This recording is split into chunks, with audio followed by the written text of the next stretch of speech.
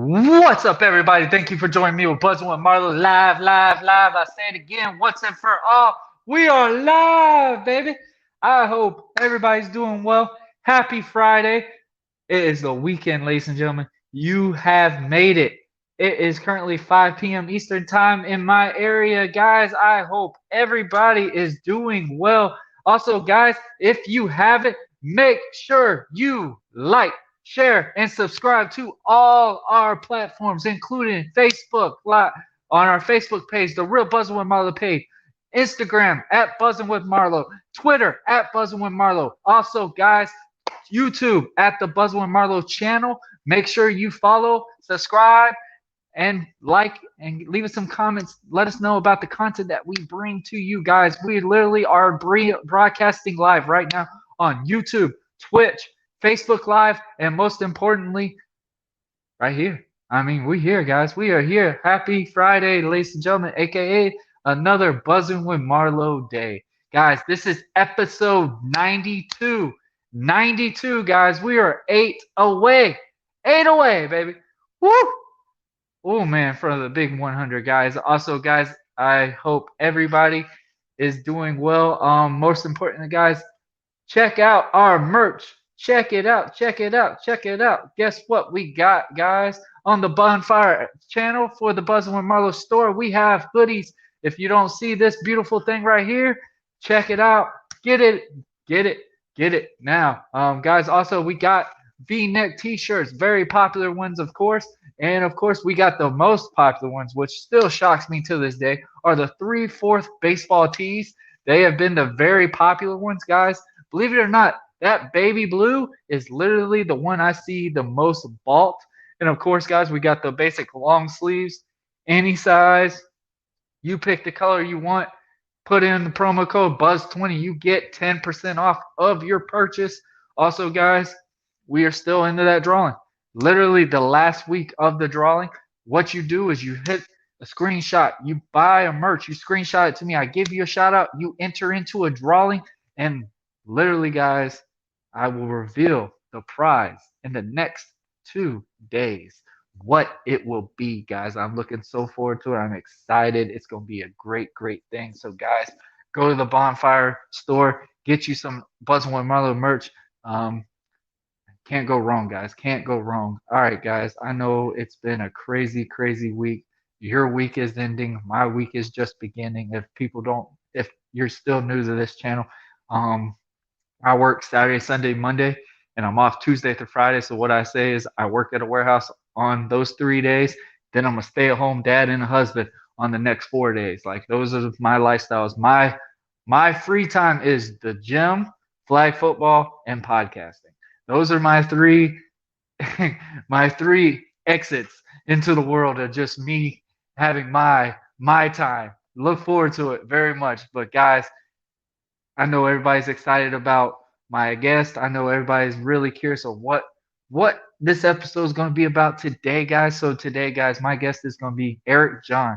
Eric John, motivational speaker. Actually, motivational entertainer. We're going to know the difference between a motivational speaker and a motivational entertainer is. A life coach. He's all about change. He's all about finding the good into outcomes and possibilities, guys. If you haven't seen some of our past episodes the with motivational speakers, life coaches and stuff like that, it's always been great, great chats.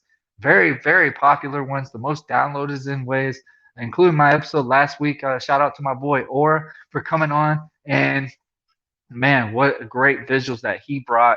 And shout out to all my guests that have been on the Buzzing with Marlowe episodes, man. I know the ones that were all audio wise. I know they're been messaged me like, hey man, let's get a video one set up. I definitely am planning on doing that really soon. We're about to be on episode 100, so I might just bring every guest I've had in the past and just come on and just have a little chat and celebrate with us on this. And also, guys, that episode we are going to be officially live.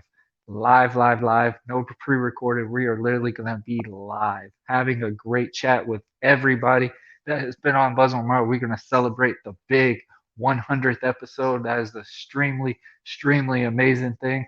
And also, guys, we will be hitting our 2-year mark.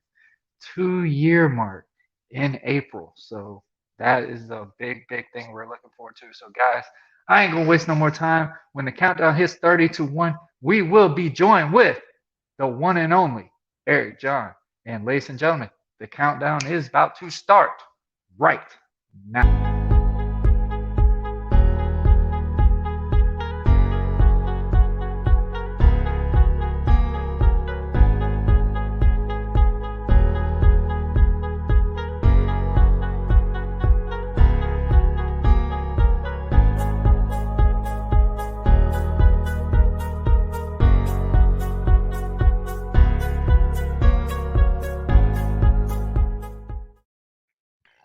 All right, guys, I'm joined with Eric John. How you doing, man?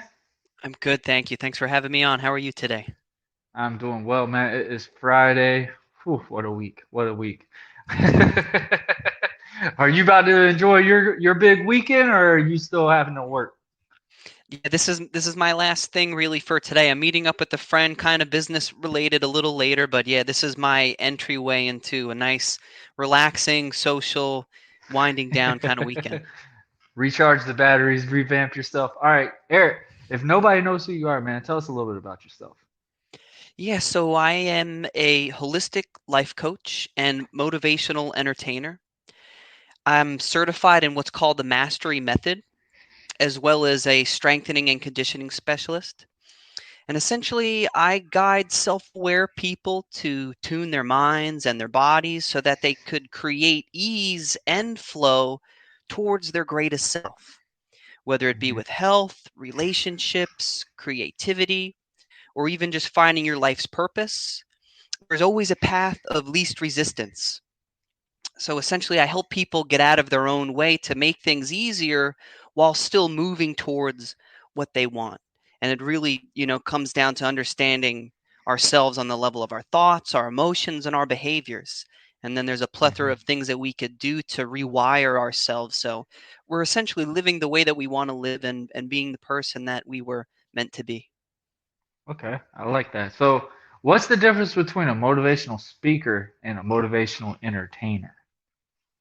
Yes, that's a great question. So yeah, so I'm not sure if I've heard that term motivational entertainer until I started using it, but so the workshops that I do, I'm infusing practical tools and methods for understanding ourselves in life while infusing my own story and trying to inspire people from that story. So that's kind of the motivational speaking. But I've been a singer-songwriter my whole life, so immediate as soon Okay. as I started doing this, I knew that I was supposed to be playing my guitar and singing my songs in front of people too. So I infuse my music into the stories, into the lessons, and try to create this experience that really gets people's energy up and gets them, vibing with me and themselves and helps bring clarity to who they are and what they want. Okay, I like that. I like that. So, you just said you were a songwriter. hmm Um, so what got you to want to do this and not fully pursue into songwriting? It's a great question. So there was always two sides of me. There was a part of me that was this artistic, expressive person, and then as soon as I entered high school, I joined the wrestling team, and my older brother was a captain of the team. So I've kind of felt split between this health and athletic focused person and this musician. And the Hmm. music kind of stayed on the back burner as a hobby while I really focused on competing. Wrestling, yeah. hmm and then after, several injuries and dealing with a lot of, performance anxiety, a lot of stress, a lot of the psychological issues that go along with being in a competitive sport and, starving and dehydrating yourself to make weight. So that Hmm. led me into wanting to study more about the body and the mind. And I was originally going to school to become a physical therapist, Okay. and I got so burnt out from it that once I got my undergrad degree, I started to work as a PT technician, teaching people therapeutic exercise and helping the office flow. And then I shifted into strengthening and conditioning, thinking I could help people a little more in regards to the mind and nutrition, which isn't really focused on in physical therapy. And then I felt very Hmm. limited. So only like a small percentage of people could be told what to do and do it all and create the change that they want and stick to it. Other people need to create change in a different way. They need to have an inner shift before they could really have that outer shift. Right. And as I'm going through my own journey of understanding my own mind, learning how to curb my anxiety and feel peace with myself and feel complete in and of myself, I experienced this healing process that immediately went into my music. And so the music is continuing to grow. I'm continuing to record and play live.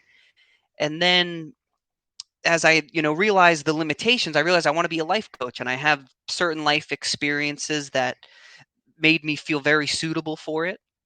And then as soon as I kind of went through my own training as a life coach, the artist in me came out so much more, the authentic expression. I couldn't keep it down. It started pouring through me. So it became so clear that, this is really a result of the inner work that I've done and the outer change Hmm. that I've created. So to me, it really goes all together as I, try to be as healthy as I can in my mind and my body. Creativity is an expression is just a part of that, really.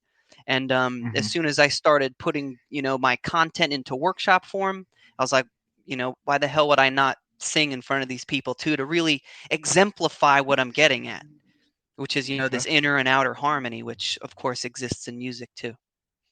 Okay. So you basically adapted. You didn't just stay in one barrier. Like you kept adapting, and like how you just said, like it was throwing, flowing through you. You were your own person. Like you were literally starting to have your time. Like usually when we go to something different, it throws us off. Like it either makes us better or like 85% of the world, they just drop out of it. They don't really try to do like, you know what? I ain't doing it. I'm content. I'm not going to try to go up to the next level. And I'm pretty sure a lot of people could back me up on when I say like 85% because most of them literally they don't like change. They don't like something being different because everybody's got that when we're in that comfort area. Like I think the best example is say like when we were little and stuff. I mean, my biggest thing is when my mom and them was they would only let me have a soda occasionally.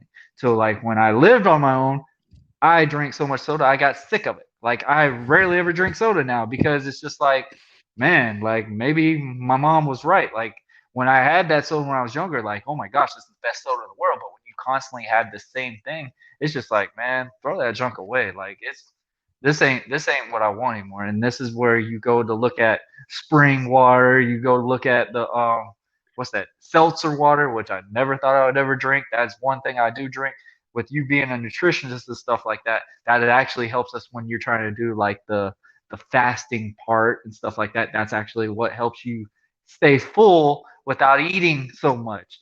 And Hmm. I learned that in school. Definitely, shout out to my nutritionists and stuff like that to actually help me pursue something like that.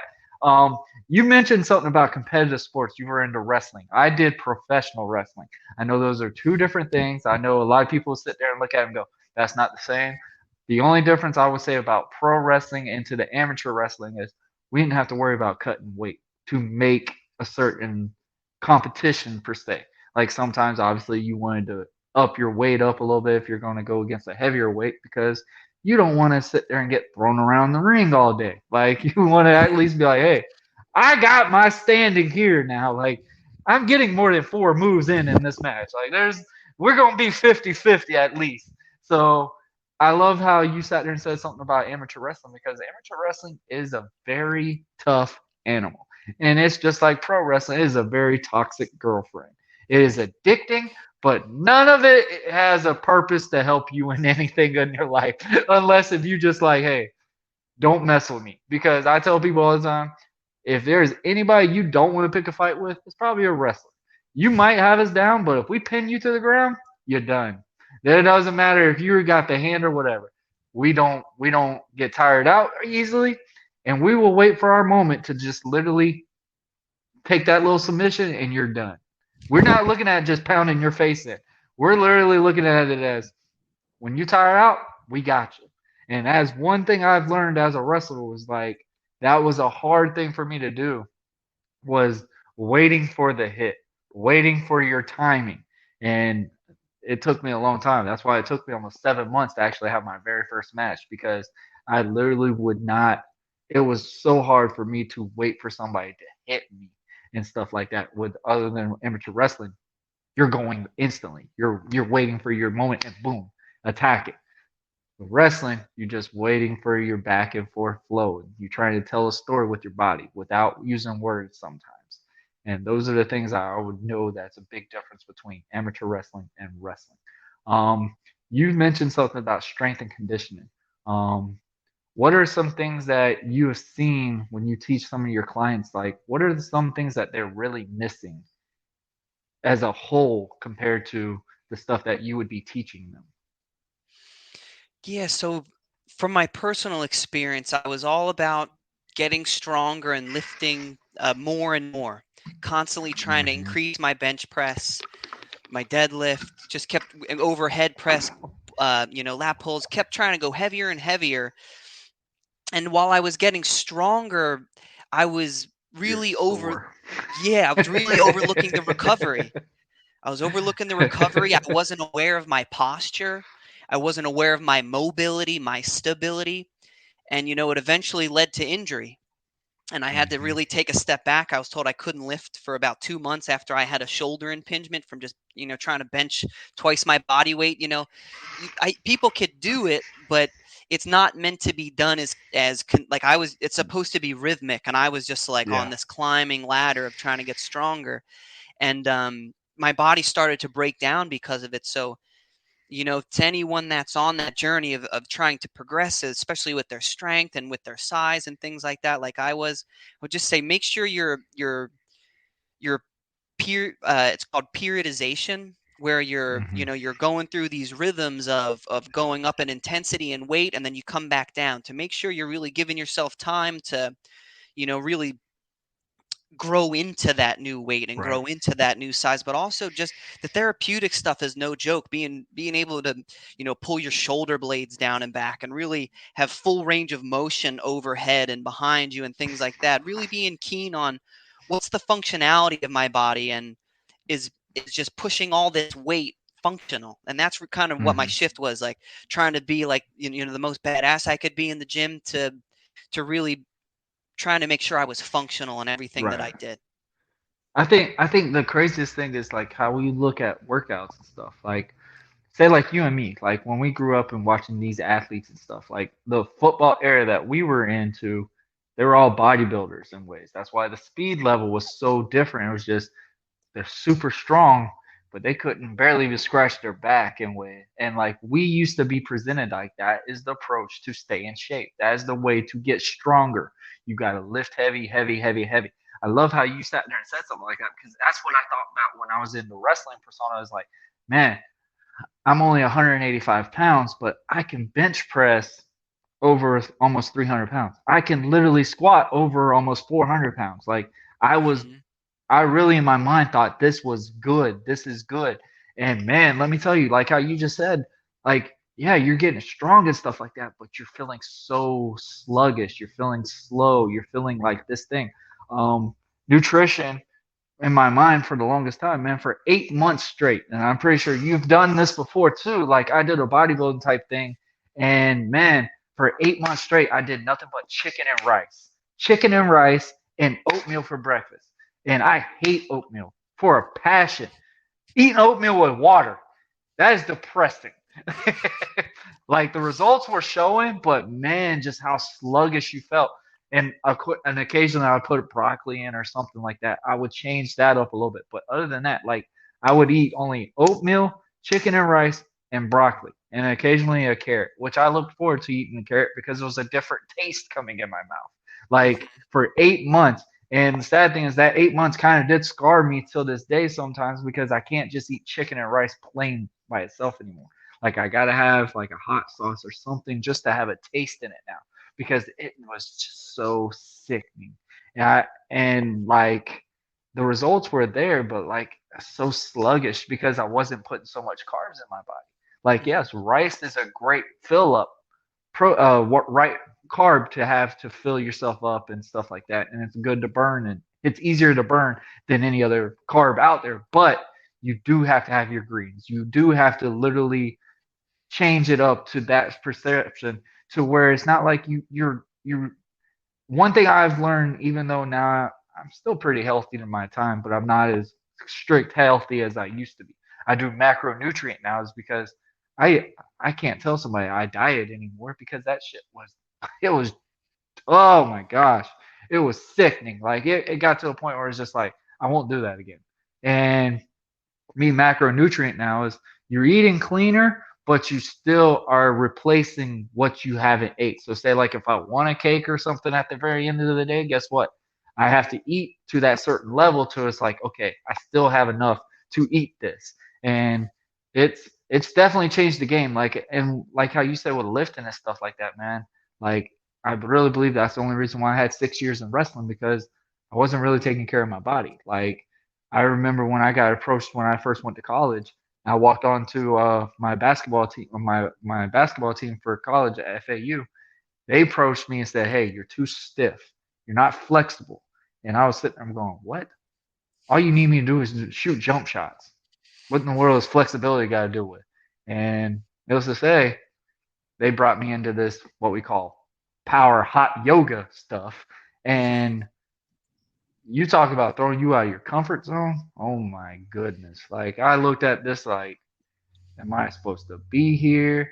Like I was probably one of the most fit ones in there, look appearance wise. But man, those people were bending like pretzels all over the place, and some of them actually could out squat football players. And I mean, their legs ain't even that big. It's just Hmm. because their mobility and stuff like that. And one thing that I learned from college at that time, I didn't fully graduate and stuff like that just because I became a parent and I really made my main focus of being a parent to my son and stuff like that. And it's just crazy to see the changes that you do have to see because for the longest time, I always thought, okay, you stretch before a workout. You stretch moderately, but you don't stretch intensively because that kills your gains. What we all believed for the longest time.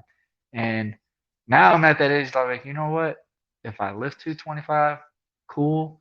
But I'm more about the form. I'm more about the longevity span. Like I still Hmm. lift weights to like as an athlete.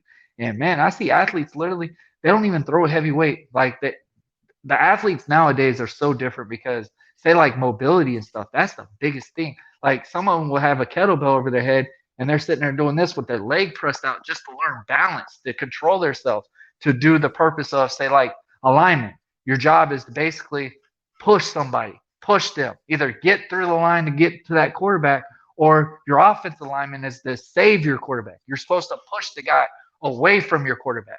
And it's crazy to see these workouts that they're doing now. And that's one reason why we're like blown away when we see these combines. Are like, man, this offensive lineman is running like a running back speed because they're properly training these guys to Hmm. get them into that longevity span. Because that's why we're seeing a life cycle now that offensive linemen are able to play 12 years and 13 years now compared to average I would say is maybe 6 for Hmm. like the old bodybuilder eras because there's only so much you can move because you wear and tear in your knees so much because you're not really getting off season, which that off season you're sitting there going, I got to build up, I got to train harder, I got to train heavier, heavier, heavier, heavier, and it burns you out. Hmm. And that's one thing I would say is so different between athletes now is the longevity span is so much better. Like we complain about the hitting and all that stuff, but I'm just like longevity span. They're being trained for longevity. They're being trained to do this much longer. And major props to people like that. So, what are the main things that you teach your clients to do before they even start lifting? Yeah, so the squat is huge. Yes. Making sure that people could keep You want a their butt, you gotta learn that form. yeah, making sure that people could squat all the way down with good form before you really start loading it. A certain depth, keeping the knees a certain width, making sure the knees aren't coming in. And then even if people could do that, a lot of the time people can't keep their back flat or straight Yes. Oh as they my do it. lord. So really helping people mobilize their hips and be able to squat and lunge appropriately with their weight distributed right. before really loading it up. And you could start loading it up and keep the range kind of restricted or limited for safety, but really that squat is so It's the main thing. fundamental. It's the Hmm. main thing. Like I remember in high school, I used to get picked on about not having a butt. Like literally, I would have the flattest butt you could possibly see on somebody, and girls would sit there and tell me like, "You're cute, but you literally have no butt. Like, there's no reason for you to be wearing jeans or anything. Like, it's just slap down, like flat straight down." So, like literally, I learned it in college and stuff like that on squatting. Like, I mean, I'm not the biggest guy. I'm only 5'8". I was 185 pounds, but the one thing that really helped me gain weight was doing legs. Like our body frame, that is what you're going to be able to gain weight and get that strength all around. Guys, here's a tip. If you want abs, you need to do squats. That is the main ab workout that you could do is squats because you're having to move your hips. You're having to activate your whole body. I tighten my core on every workout. That's what my trick is to how I do abs. Everybody's like, so you do crunches and stuff. No, I tighten my core to do the lifts that I do. Say like bench press. You tighten your core. Like people are blown away when I sit there and train people. Like they're like, huh? Your core? We're supposed to be doing back workouts. Like, what's your core got to do it? Core, you can train your core in every workout. And honestly, these are a safer core workouts than your normal crunches because I've had people complain and send me videos like, crunches are the worst that you can do. Yeah, they're not lying. If you're not properly mobility wise and doing the form right, yes, you are harming your longevity span to do these workouts. Like that's why a lot of people do over 100 crunches and they don't see results because you are not doing the form right. You can't cheat the system anymore. And like I used to do when I was younger, I used to be one of those guys that would go on Snapchat and stuff and brag, say, "Hey, you can have your cake and still look good too." Now to where I'm 30, I gotta watch it a little bit. I gotta narrow it down to like, yeah, Burger King is not my pre-workout meals anymore. It's like those are the things like I've had to learn is like you have to you have to adapt nutrition wise as much as you're trying to adapt your training wise. And those are two big things that people don't realize. And I love how you use the approach about squats, man. I preach about that all the time. Like when I would train somebody, I would not even put them on the bar. They hated me for it. So what I would do is put, those big balance bars, balls, whatever.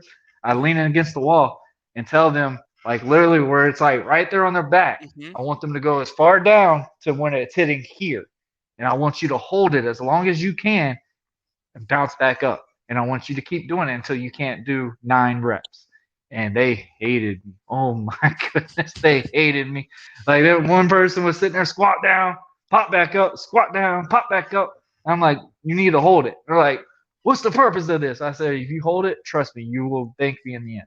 And needless to say, the next day, they was like, man, my legs are burnt out. Like I'm Hmm. done. I can't do it. And I was like, all right. So the next following day, I let them do like arms or something like that because they really believe that they could be that macho person just finally just showing up in the weight room and they're going to expect the Aquaman look and the Superman look and everything like that just because they showed up one day in the gym and the person never squatted in their life, never squatted. The next following day, I had them under the bar. The person did. I didn't never told. I told him to close his eyes. He never could look at the weight. I wanted him to do exactly the approach that he was doing with the ball. He was doing double his body weight in the first week because that ball movement, he was so much the form. Hmm. You already cycled to that right possibility. That's one reason why it was so hard for me and you when we trained because we had different teachings to compare to what we're teaching our clients because there's so many different ways. And yes, we might have good knowledge on these perspectives, but still, there's so many different ways. When you're taught something, that's how you want to believe it. And that's one reason why a lot of personal trainers don't have that longevity span because they literally don't like to change what their training is. And my biggest problem was I got burned out was because I got tired of the people just not listening. Like I could train you out in the gym all you want, But if you're not taking that effort and doing what you need to do in the kitchen, you're Mhm. wasting your time and my time. Like, yeah, I'm supposed to be paid to lie to you and say, yeah, you're doing great when you ate 4 cheeseburgers right after you got done doing the workouts. Like, I'm not built that way. And I told people, like, I'm not going to sit here and do something.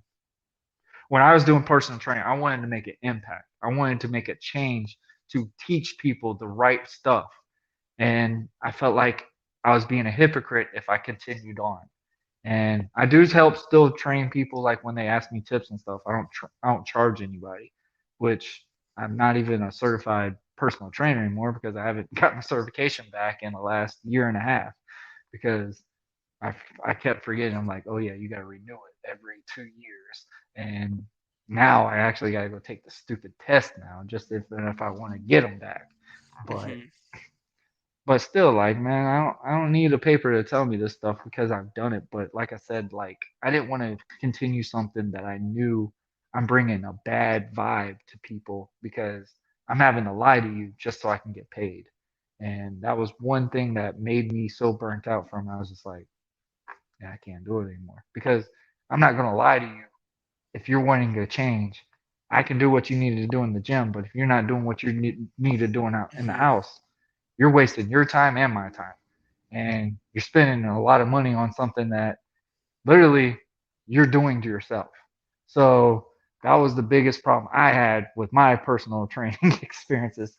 So what are some stories that you've got with yours, man? I'm pretty sure you've had those days. Yeah, very similar to you, very similar to you in that, you could, people could even continue progressing in strength in the gym. They could come up, they get a great, you give them a great workout and it's good, but they're not creating the change that they want to the degree that they want, or they're yo-yoing because those outside habits aren't changing. And you could tell people, eat this instead of that, or do this, uh, you know, do cardio on this day, maybe try yoga on this day. You could give people all these tips and tricks that you think will help adjust the dials in their favor, but ultimately there has to be something else that's really driving it. Like some Hmm. people come into a new program on fire, and that first 4 to 6 weeks, they could lose like 20 pounds. And then like the momentum slows down, one because they don't have as much weight to lose, or there isn't, that beginning change is like when it's really, it's just really high in the beginning and it always kind of Right. trails off as it goes on. But to keep people motivated, they need to feel like they're changing. And what I found was that it was occurring on the level of mind. Our it's what we're thinking that's leading to how we're feeling, which is leading to what we're doing. So if we want to Hmm. change our behaviors, we have to look at, okay, what is our average kind of like emotional fitness? Are we Hmm. stressed or do we feel at ease? And if we are chronically stressed or chronically doubting ourselves or in a state of fear, whatever it is, any kind of, you could just call it a negative or constricting emotion, you have to look at the mind. What am I thinking? What am I believing that's leading to this feeling? You have to understand the perception if you're going to change that wheel, that Right. cycle of belief, emotion, behavior, result. And it keeps going Hmm. around. So that's really what I help people do, is not only get super clear on what they're trying to create, what their goal is, getting super clear, not just, what does it look like? How do you measure it? But what's the purpose of it? What do you think that'll give you if you get there? How do you imagine you would feel? How would you live life differently from that Right. place? So you really got to root it into something much deeper than just that physical goal of, a certain weight or a certain level of strength. It has to have a Hmm. true deeper purpose. And then as people get more clear and specific, the ego doesn't like specificity, one, and it doesn't like the unknown. So as you help people get really Preach that clear, again. yeah, so as soon as you get really clear, help people get really clear. Some people don't know why they want something until you really coach them through it. But as you help people get really clear on their vision and it becomes like crystal, that's when all the blocks come up. That's when the obstacles come up. That's when the fear comes to the surface. And that's where we create the change. Yeah, we're going to be, using different strategies to change habits. Like, just knowing your willpower is strongest in the morning, or it takes at least, on average 60 days for a new habit to become hardwired. So Yep. there is certain strategies within that, but you have to take people into themselves. Like, what are you thinking? And is it true? And what's the emotion? Does this emotion feel good or does it not feel good? Where did this emotion come from? And you really get curious and explore with permission, but you got to poke around and help Yeah. people integrate that mental emotional block, because it's keeping people from creating lasting measurable change. So you really got to go in, you got to be willing to be vulnerable. And I recently watched something by a woman named Brene Brown. It's like, I think it's on Netflix, called Called to Courage, and her whole thing is about that courage is really the willingness to be vulnerable, and being courageous isn't being without fear. And to Mhm. help people, because no one wants to feel vulnerable, no one wants to No. feel, in that, no one wants to be present with that any negative emotion. So to really help people ground and get comfortable and to embrace these other parts of themselves, which are just a part of them as anything else, just misunderstood. So you help create this understanding on, through a variety of ways, and people unravel themselves. And I'm still unraveling myself, and it's a joy, because it's like you just feel freer and freer, and there's tons of different things that you could do. But as you pick yourself apart and understand why I'm thinking, what's my normal patterns, how do I react to life, how do I navigate life, what are my strengths, what are my weaknesses, right? So one Hmm. of my personality types is an achiever, from this particular test called the Enneagram. And while I'm really good at achieving things and doing things and getting things done and being successful, my weakness is that I don't know how to turn it off, and I burn myself out. And I could just be Hmm. doing things just to be doing things and not being as effective as I could be.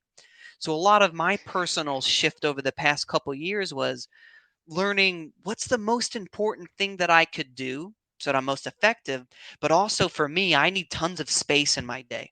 I need tons of self care in my day. I need tons of downtime, relaxation time. And while it seems like I'm wasting time, when I turn it on, that achiever, to do something, my fuel is way up, my focus is way up. So really understanding how you operate, what are your rhythms, what do you need to be your best self and your most effective self. And for me, it's a lot of rest. It's a whole lot of rest. um I and still lack that's the on that journey. one. Yeah, yeah. It's tough because we're programmed, right? Especially from being in a sport, you're programmed. You got to go. You got to work harder. You got to keep showing up. You got to do. But it's just as much about being as it is about doing. And it's a Mhm. dance between doing and being. And my mentor, Alyssa Nobriga, would say it's like a dance, like doobie doo. You got to have that rhythm. You got to have that jive so that you could keep going. And everything exists in waves. Our heart beats in a wave, our brain is in waves, the ocean is in waves. So it makes sense that we try to get into those similar rhythms ourselves, but understand our own personal rhythm. My rhythm Mhm. isn't your rhythm. We might be able to dance to the same tune, but I'm not going to be able to fully, get into my real self unless it's my song. So that kind of comes into the tying in of music, of like helping people learn how to sing their song as best as they can. And, it's to be really deliberate about it too. It's just, who do you want to be and why do you want to be it? And how could we start right now? What's the simplest thing that you could do? And, you know, it's a fun time. Uh, It's I I could like go it. on and I on like about that. it. Oh, absolutely. I like how you said something about rest. Like, honestly, do you have those moments like when you're lifting? Like, your routine is like, how many days do you usually lift a week? So only two or 3 days am I lifting weights. Okay. Only one day do I go heavy with weights. But two Okay. or 3 days with weights, but mostly body weight exercises I do Okay. now. Okay. All right. Hmm. So I mix my body weight workouts for like my finishers. And I do like 4 to 5 days a week. Literally, sometimes I go 6.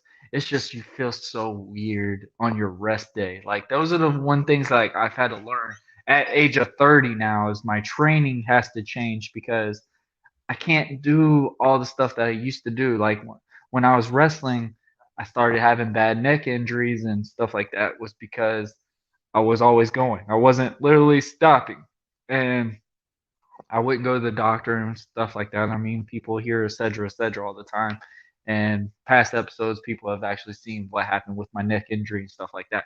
Caused me to only wrestle for 6 years because I didn't do the appropriate approach to like how you said we go with the flow. So I would go, okay, what gets me back in the ring faster? Okay, point 4 to 8, not 1 to 8. 4 to 8. That would get you a minimum 2 to 3 weeks at minimum. Sometimes it just depends on how long you were waiting on your bookings and stuff like that. Those were the biggest problem. And like how you just said, you never turned it off. I got burnt out. And that's where all the main injuries were really starting to take effect to me. It was because why am I doing this if I'm still getting hurt? Why am I doing this and I'm feeling bad? I'm not happy. I'm not doing what is making me feel this way anymore. Like I'm losing the love of what I'm doing. And it's a hard thing to do, man, because when you get into that drought and you rely on something for so long, you feel like you've lost something. You feel Hmm. like you lost your confidence. You felt like you've lost your characteristics. Like people tell me all the time, man, you're so funny, you're humble, you're easy to talk to and stuff like that. 3 years ago, it's not the truth. It's not the case. Like when I had to drop out of wrestling, I'm not saying quit because when I say quit, that means I failed it. Hmm. And at that time, I did use the word quit because I felt like I failed. I felt like I failed at my fans. I failed everything. And when I look back, I'm like, man, I had a fun time of my life. Like some of the stuff, like it was just before the COVID era too. So I mean, when I quit, everybody had to quit as well. So it's like you didn't have like that. Oh, it was just you type leave moment. And maybe time will tell. Maybe I'll do one more or something. But that's another question for way down the road. But it's just you have to literally focus on yourself. And that's one thing I tell people when they go to the gym and stuff like that. Focus on what you're looking at. Like you can't sit here and say, you know what, I'm gonna go, my goal is to lose 30 pounds in 4 weeks, and you should expect to see results if you're just on a treadmill, and literally you're not stretching, you're not doing anything, you're just on a treadmill drinking water and probably eating whatever you're doing. You might eat an occasional salad because you're thinking this is the big thing that's helping you get these weight changes and stuff. And instead of drinking regular Coke, you drink Coke Zero and stuff like that, which that does help in ways. But I tell people all the time, if you're trying to get abs, stay the hell away from soda. Doesn't matter if it's diet or whatever, just stay the hell away from it. Like I have an occasional soda, but it's very rare. I mean, I'm more of these drinker type things just because it's not so much caffeine, but it's like also it still helps me get up. Like how I say all the time, I have trouble sleeping because I work night shift on 3 days and then I'm Hmm. home all the time. And the funny thing is, like I tell people, is I'm off 4 days a week, but I'm a stay home dad in ways. So literally, when my wife and my daughter goes to bed, that's when I get to go and have my time. So of course I'm gonna stay up late because that's my time. That's my time just to decompress, do what I need to do.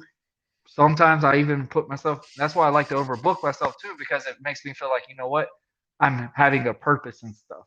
And like how you said, it burns you out very easily. Like I had that experience last week after promoting a concert for the last 2 to 3 months.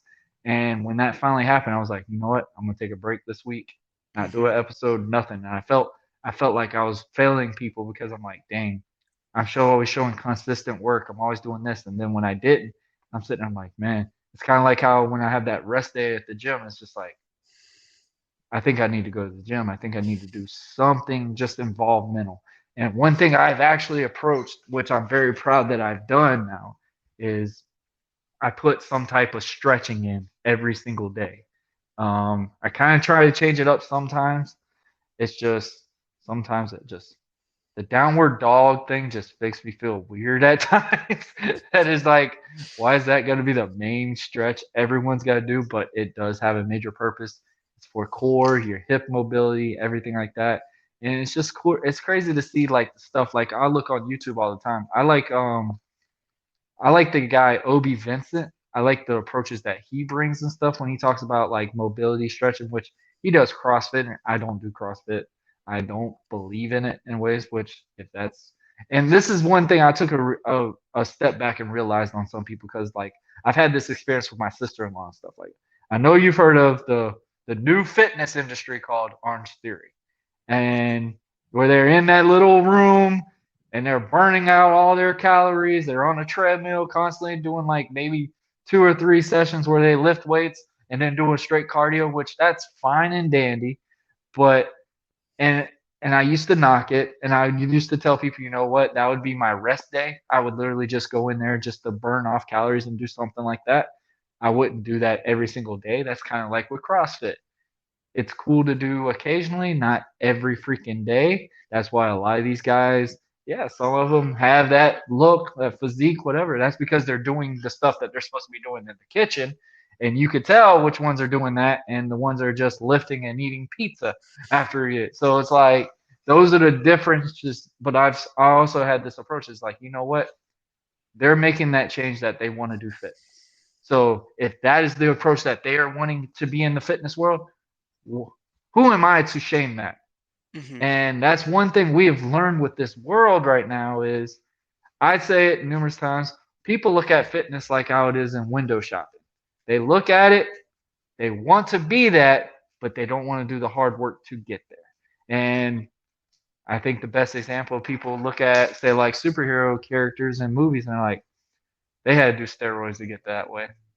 Like they don't know the hard work that some of these guys like Chris Hemsworth. I praise the workout ethic that he done, and even Chris Evans because Chris Evans hates going to the gym, and he played one of the most guys that I know for a fact in the cartoon mindset when Stan Lee wrote that is he wanted a bodybuilder type look guy that literally would constantly be that guy that looked like he came from the gym. Captain America. And when you hear Chris Evans saying, I only train 2 days a week, and but the nutrition is what made him go for it, and he hated every bit of it. But now, since Captain America is not approached on TV anymore, Chris Evans talks about how blessed he was to be that character because it took a lot of work for him to get that way, especially for him to only go to the gym 2 days a week. That blew my mind because I'm like, he looked like that, and I'm at the gym 5 days a week to look like how I look. And it's just differentiates. It shows what type of training works for people. And one thing I've learned at my age now is, man, like how you just said, you're only working out heavy weights 1 day a week, and you're alternating weight wise 2 to 3 days a week. There's 7 days in a week, so that's telling me right now, you you put pressure on the body for one full day after you basically have stretched your body through all the other workouts. So one way I've done my workouts, and shout out to my boy Thomas Hatton, he wrote my program is he wants you for warm up weights, you would do the bar, obviously add 10 to 15 pounds every single time. You keep doing it until you couldn't get 30 reps. That's your warm up set. Then you go to 12 to 20 reps. And if you can't get over 12 reps, that's it. That's your stopping point. But you keep going until you hit that weight. Like, I think that's the best type of workout compared to, 4 to 8 reps because you're looking at hitting 8 reps. You're not looking at to hit an extra 9 or something like that. That's where people get that plateau moment because you're not really giving everything you have. I used to be like that. I used to be that guy, 3 to 12 reps, because I'm looking at it as like, oh, this is my third set. Thank goodness I'm almost done. I just got to hit 12 reps. Just get 12 reps. But man, when you put that in your mind, that's all you're going to get. You're not going to excel. You're not going to push yourself to go more. And my training now, I don't look like I used to, but size wise, I've put it on because I'm doing that extra level to get to that personification, to get to that standpoint. Like, so when I'm out of the gym, man, I'm drenched. Don't matter if it's an AC gym or what. I prefer that old school warehouse looking gym, which I know for a fact my wife would never even manage to go there. And I know a lot of people would sit there and not even take an effort to go in something like that because it's just like dirty and stuff like no, that would be like my look at when I go to a gym. Like I tell people my rest day is I go in my garage, it's hot as can be in there already. I'm not putting a fan on. I have a weight set in there. I'm going to do as many reps I can do in 20 minutes. 20 minutes, I'm going to do a straight circuit and I'm going to keep going until I can't go anymore. And then after that, I'm going to go and stretch, get myself right, and I make sure I'm downing water because that is going to be the big key. People don't realize water is your major diet. You drink enough water, you're not going to have those munchies and all that stuff. That's the big thing that I Hmm. had to learn for the longest time. I'm drinking almost 2 gallons of water a day. Sometimes that makes you Wow. look bloated in ways too. That's why you do different type of things to alterate it. And that's where the chicken and stuff like that goes into. And I'm starting to realize now I'm going to have to take more supplements just because now I'm getting older for joints and stuff. Regardless of the mobility and stuff you have, you're still putting so much tension on your body.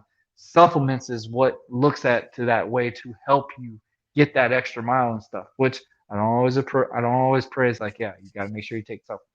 Make sure you're doing stuff on your own before you have to control that. So say like Hmm. I'm not a seafood eater, so guess what? I'm having to take fish oil. I'm having to take stuff that I would get off of seafood nutrients that way. And I used to be not into vegetables a lot, so I'd have to drink a big old nasty cup of greens. And man, that is a misery of life. So I made that approach of like, you know what, I'm gonna eat broccoli and carrots because I'm not drinking this cup every freaking day anymore. So it's just like you got to substitute something. Like you need to really realize, like, hey, if you want to lose the gut, that soda is that the answer. Like these are just little things you have to do. You have to make a change to that, and that's one thing that I can tell you have made that approach. You want a change. You want a change in the thing. So I know I've been babbling on a little bit. So talk about some of the life coaching stuff that you have witnessed and stuff like that. What are some of the positives that you've seen in it, and what are some of the negatives that you've seen with some of your clients, or what you've seen as a whole going to that occupation? Yeah, so that's a really good question. The positive you could always see within a single session. You could feel somebody's energy change from the beginning to the end of a session. And that's typically, that's how you know that some kind of perceptual or mental emotional shift has occurred. And then you try to turn that into action from there. So you first Mm-hmm. have to help people become aware, and that could sometime that's kind of the dance that you play with people. It's that art of conversation, helping somebody see something a different way. And it's never, about me telling somebody what to think or how to feel, but guiding them to lead themselves to create their own understanding.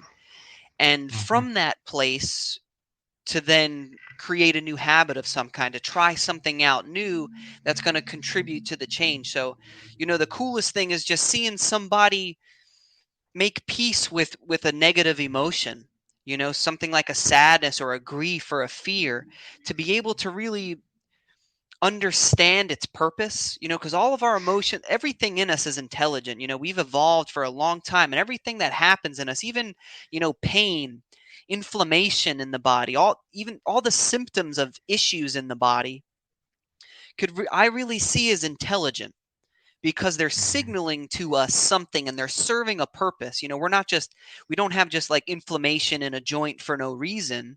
It's Right. signaling to us that we need to change something. So it's the same thing with our emotions.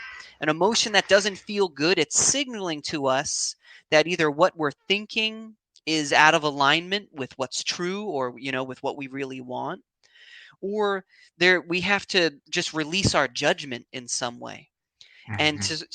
to guide someone to that point where they make peace and could shift from judgment to compassion about something within themselves or something about themselves, and what a behavior of some kind, that's really the coolest thing, to see that that ease that comes from it, that contentment that, and when people have this goal of making a certain amount of money per year, or again a certain health goal, what they think that that would give them to help someone feel that deeper why or that deeper purpose in the moment.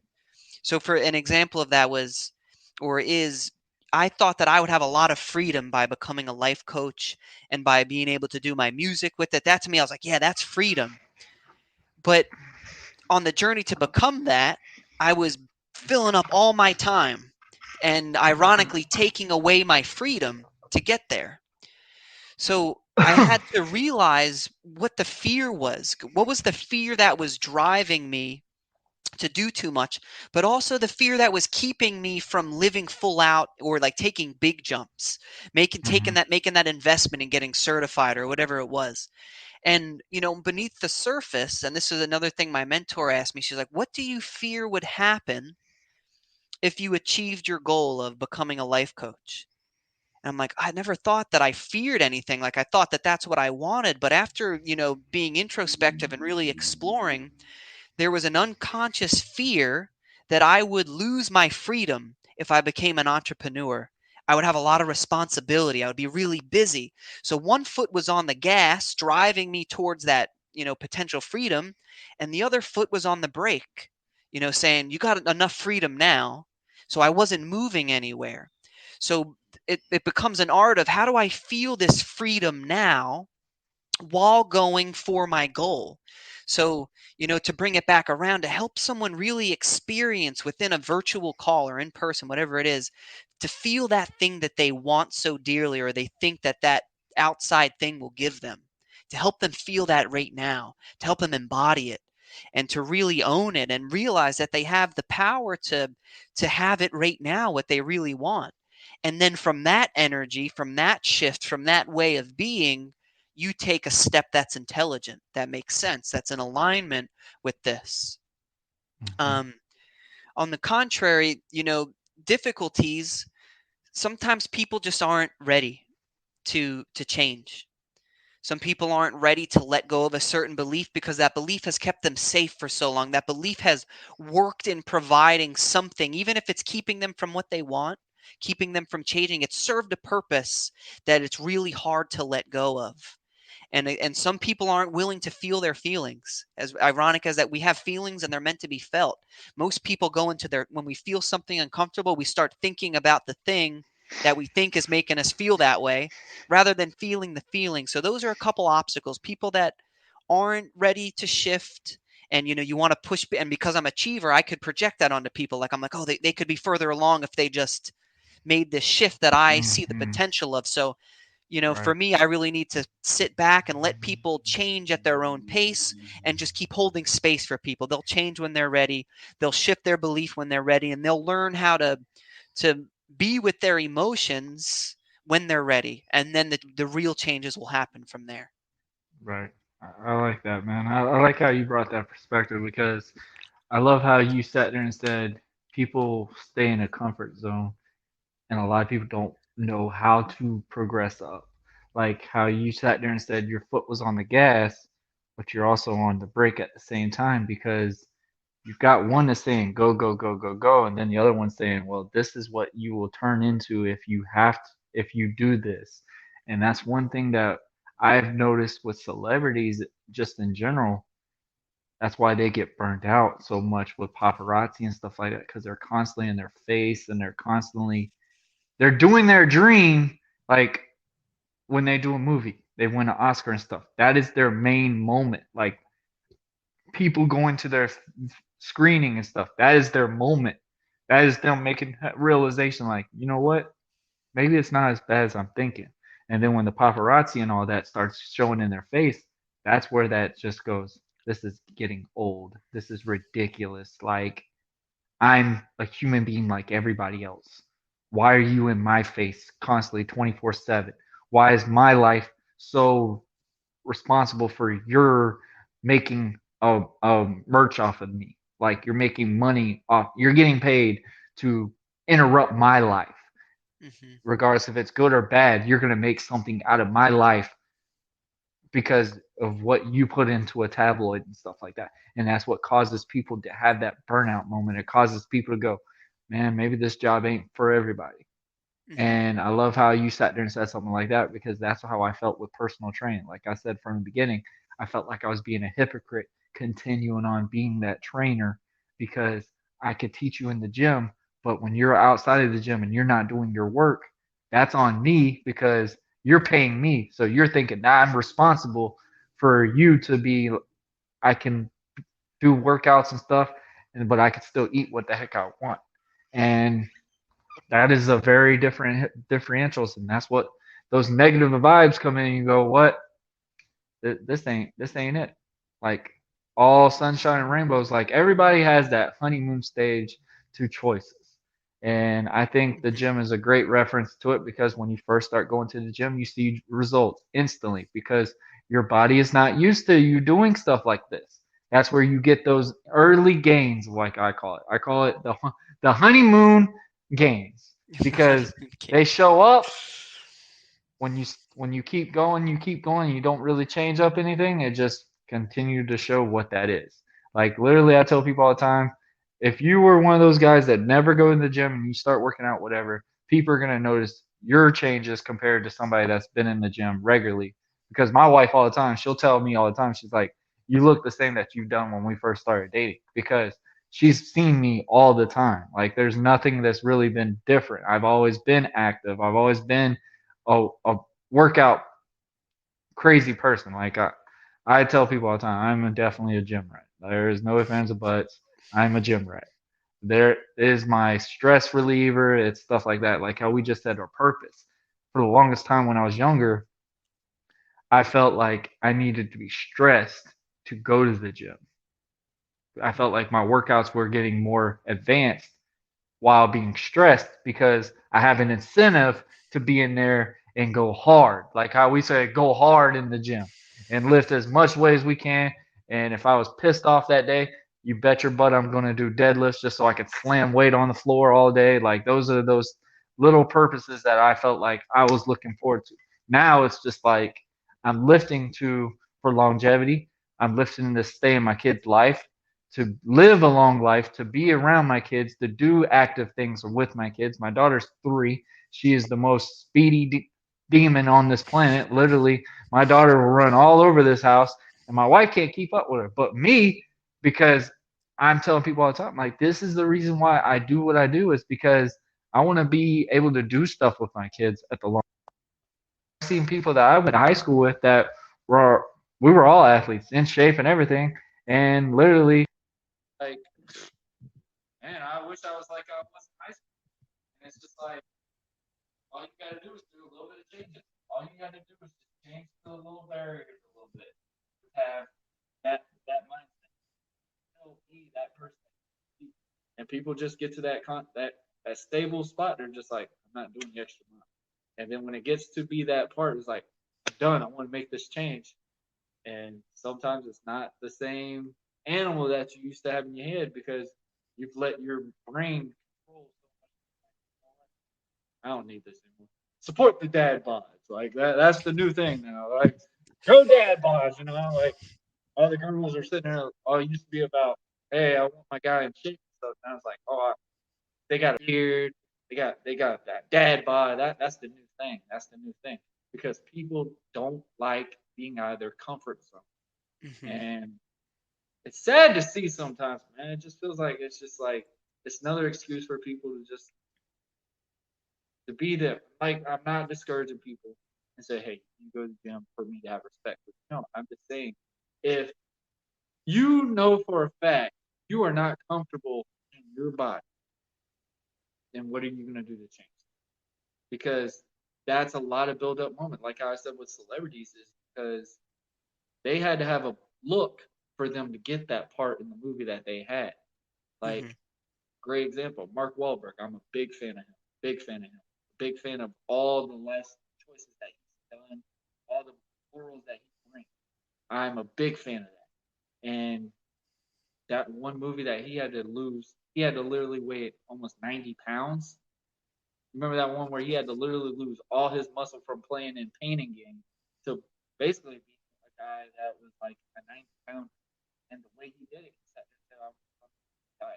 Like he literally says he performs to his role, and it's easier for him to do because he knows the right nutrition to get himself to balance back and forth. Because his nutrition is the big key for him to be healthy to do these things.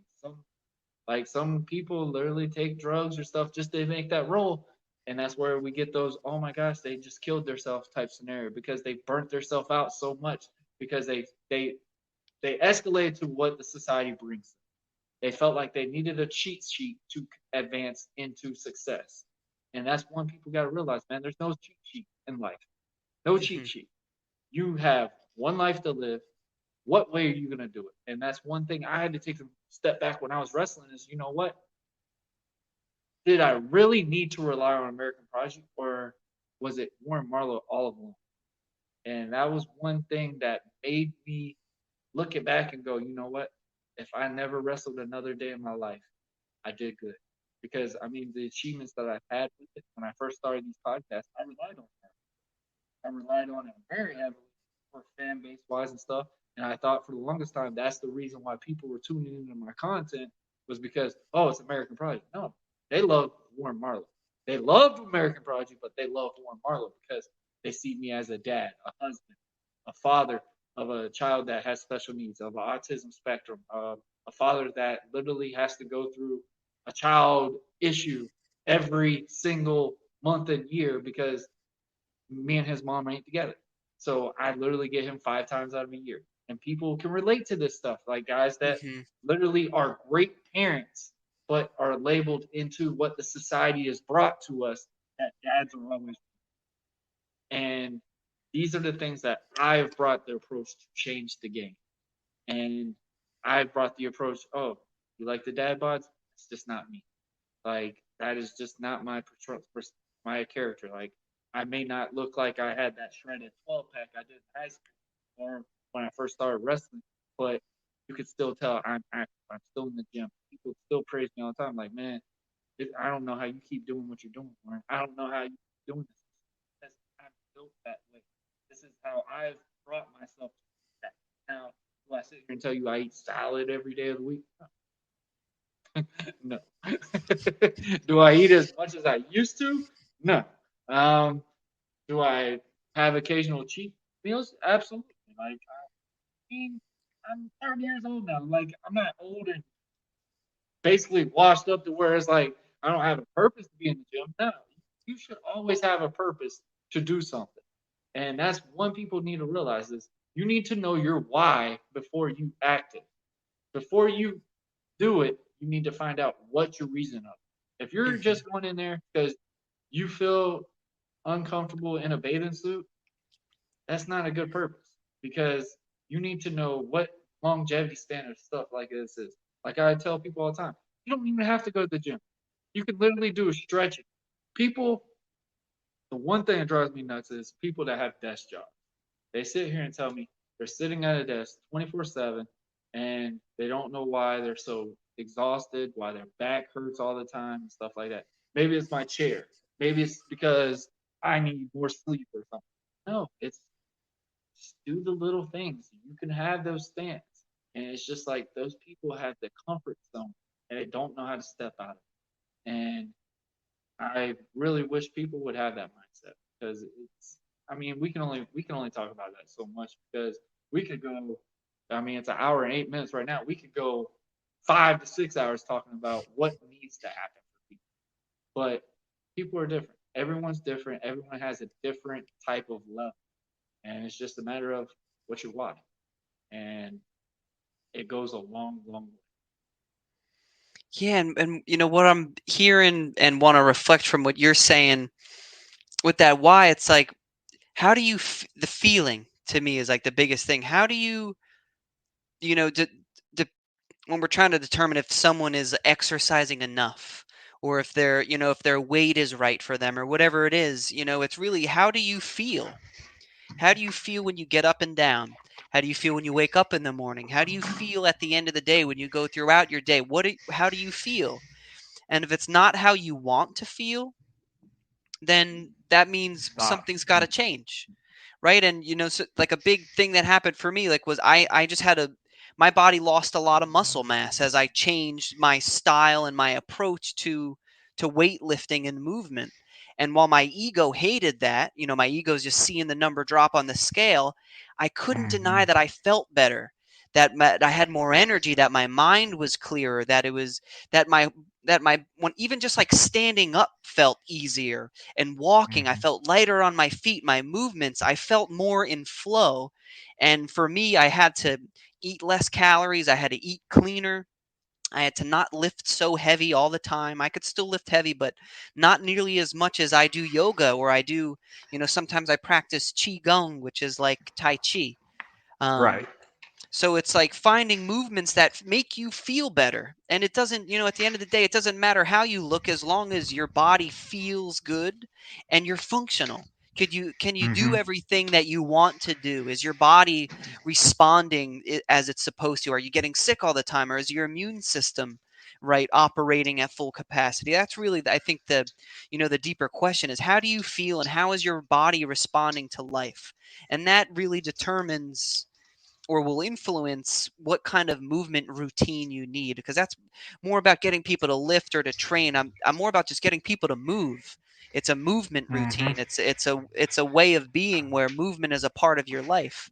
And that's been my personal biggest change, and that's something that I hope that other people get more comfortable with. It's like, I don't have to lift every day, I don't have to run however many miles every day. I just need some kind of movement that gets my heart rate up, that makes me breathe a little more deeply, and that gets me feeling better. And you Right. take it from there. Yeah, I agree with you on that totally, because like I tell people, I use the terminology of like your body's like a car. Of Mhm. course, when you're first out there, man, you in the gym, man, you looking like a Ferrari. And obviously, when the age goes around, you're looking like a Ford Focus. And and literally, the question is, how are you going to take care of yourself? Are you going to put that nonsense, really cheap oil in there just to keep going and riding with the system, or are you going to take that next level and get that premium oil? And yes, it might cost you a little bit more, and you might have to work hard toward it, but Mhm. the long run, it's what helps you. It's what saves you. That's what keeps you going. And it's just a matter of, man, you got to take that next step. You got to take that effort and look at it and go, you know what? What's the positives of me taking this step? And what are going to be the hard struggles I'm going to have to really And endure overcome and stand out in it? And it's just like, you got to keep. cannot go, hey, I got it, figure it out, done. No, like you gotta This is tough, but you know what? I'm stronger in that. I can do it. I can do it. And it's just like, you just got to take that embracement. And those are big things. And people will realize. I know people sitting there going, when he's referencing a car, and they're like, you know what? That's relatable. I can understand that. And I actually got that example a couple episodes back when I was talking about it. And it was a personal trainer on there, and he was like, man, that's the best way to approach it and talk about it, was just based off of a car, because people have that mindset. Not when I'm sitting there talking about, well, when you're a bodybuilder and stuff like that. That's not what people are entertained to know anymore. And we get these seasonal celebrities that everybody loves to talk about. I want to look like, when Baywatch first came back and Zach Efron looked the way he did. I want to look like Zach Efron, but I don't want to take steroids, and I ain't eating as much seafood that he ate. So guess what? You're not going to get that. Even if you did that type of training, are you still going to do exactly everything that Zach did? Fast for a day, get himself right to get that nutrient. He even tells you to this day, he was very proud of it, but he would never go to that type of shreddedness again, because how miserable he was doing it. Yeah, it's And not sustainable. it's not. It's you. I mean, good lord. I remember the lowest body fat percentage I ever had was 3, and man, that is sickening. It is so hard to keep. And I give people props if they can go under 5. Props. The minimum I will do now is 10. 10% body fat because it's just like I'll go to 8 sometimes. Like obviously summertime's coming. You want to see your rib cage a little bit more. Some persona like that, but I will not go no more lower than that because it's just miserable. It's sickening.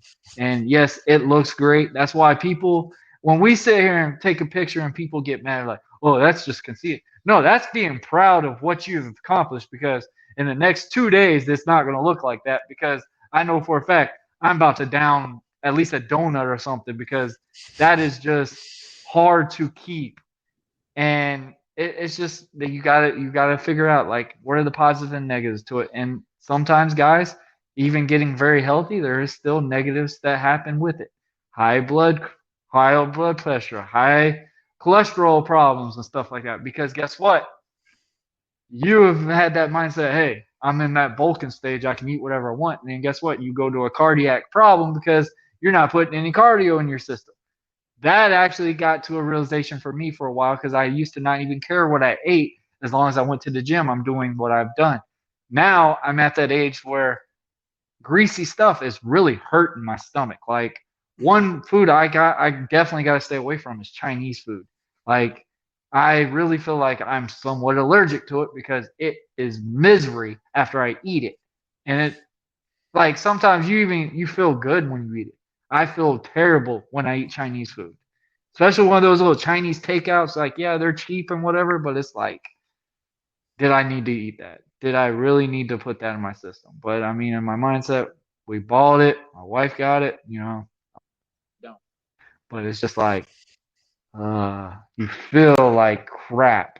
It's, And did I have that?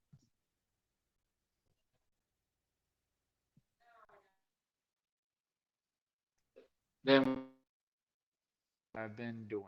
It's just that and just stick to the course and realize, hey, there's gonna be bumps in the way, but what's the main outcome for you? What do you really want it, or are you just like, hey, I tried it, do what I can, I'm done. Like it's just a matter of what's your why and how you step up in this. Eric, we're about to end this. I appreciate what you brought out today. You talked about some great lessons and stuff, and I hope people really take a look at it and really see, what, maybe I can make that change. Maybe I could take that step. Like how you just said with you don't do weight training like you used to. Like, yeah, that ego. Like, bro, I'm 30 right now, and my ego is I'm still having to learn, you know what? I may be getting older, which sometimes that cockiness needs to kind of drop down. Like I used to never back down from a challenge, which now those basketball games and stuff like that, those get a little bit more harder than what you're used to nowadays because you want to lift, that's going to mess up your shot and stuff. So you got to continue to keep doing one thing. Like I've had to learn, hey, if I want to build weight in the weight room and train to get strength, I need to ease away from basketball because I mean, lifting weights, it's not helping your form. You're not your shots, whatever. And those are just some things that I've always had to learn. Is like you got to sacrifice one to get this other one. So, what does the future hold for you, man? Do you have any last minute shout outs? Also, guys, all the plugs that he's gonna say, they're gonna be links below. This has been an absolute great chat, man. Yeah, thank you. No, I can't think of anything else. The I guess the only thing I can, this will be in the link below, but kind of the brand that I'm operating under is called Easenflow, and that's EZENFLOW, and that link will be provided. But it's this philosophy of making things easier and more fluid and more in rhythm with who you are, in order to get to what you want and to create that change more effectively and not to be redundant, but more easily. And that's pretty much it. I have to say, I appreciate you having me on here today. Being able to talk about wrestling was fun. Weight training, kind of the transition of my profession, and I hope that the listeners today found some valuable information in all this. Oh yeah, absolutely. I mean, you gotta try to make it like how like I said when I reference our body like cars. You want to make it to where people get that visualization because I mean, everybody, I'm pretty sure, has an interest of a car because that's where we go to point A to point B. So it's not like you really can be like, oh, I don't like cars when you have a car sitting in your backyard or in your front driveway. So it's literally like some references to help people get those visualizations, man. Yeah, it was absolutely blast, man. Uh, Definitely we're gonna have to come back on and maybe you could do. I don't know. Are you fond of pro wrestling at all, or are you just all strictly about amateur wrestling? Yeah, so I didn't really grow up watching it like my brothers and my cousins and some of my friends were, Uh but huh. I loved playing the video games. I liked still getting into those like promos and like playing around in that space, but I haven't really engaged in, what's available on TV or even some of the lower key stuff as well, but I've always had an Yeah. appreciation for it. Hey man, I like that. We'll definitely have to come back on one day and maybe talk about some relationship stuff. I think that would be a pretty cool topic. But Eric, I appreciate doing this, guys. Like I said, the links will be below.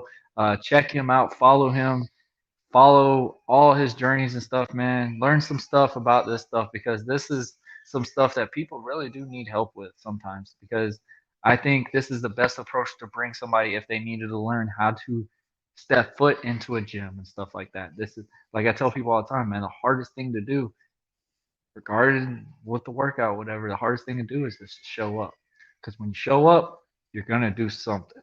And that's one thing I've learned when I've had a workout gym in my house is I'm sitting there thinking like, oh, I'm gonna be in this garage every single day of the week. And this is when COVID was happening, man. It was hard to keep pushing yourself to stay in that gym because it's so much different doing at home workouts than it is just going to the gym, doing the typical training stuff like that because everything's provided for you, everything's there.